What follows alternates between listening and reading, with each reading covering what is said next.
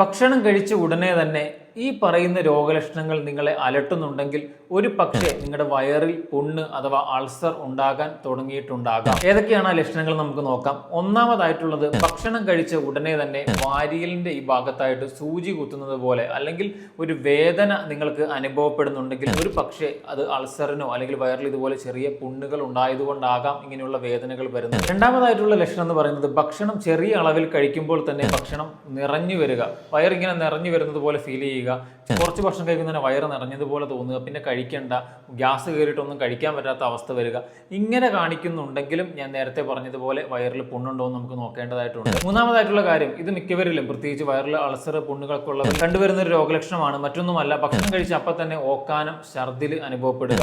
എന്ത് കഴിച്ചാലും ചിലവർക്ക് ഓക്കാനം മാത്രമായിരിക്കാം, ചിലവർക്ക് ഓക്കാനിച്ച് അവർ ഛർദിക്കുകയും ചെയ്യും.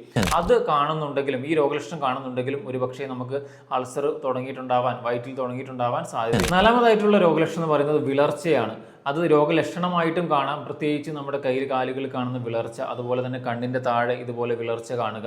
അതുമാത്രമല്ല, ശരീരത്തിൽ HBയുടെ അളവ്, പ്രത്യേകിച്ച് ഹീമോഗ്ലോബിന്റെ അളവ് കുറഞ്ഞു വന്ന ഒരു അനീമിക് കണ്ടീഷനിലേക്ക് പോകുന്നത് പൊതുവെ വയറ്റിൽ അൾസർ ഉണ്ടാകുമ്പോൾ കാണുന്ന ഒരു ലക്ഷണമാണ്. അഞ്ചാമതായിട്ടുള്ള പ്രധാനപ്പെട്ട ലക്ഷണം ഏമ്പക്കം, പുളിച്ചിതികട്ടൽ, നെഞ്ചെരിച്ചിൽ.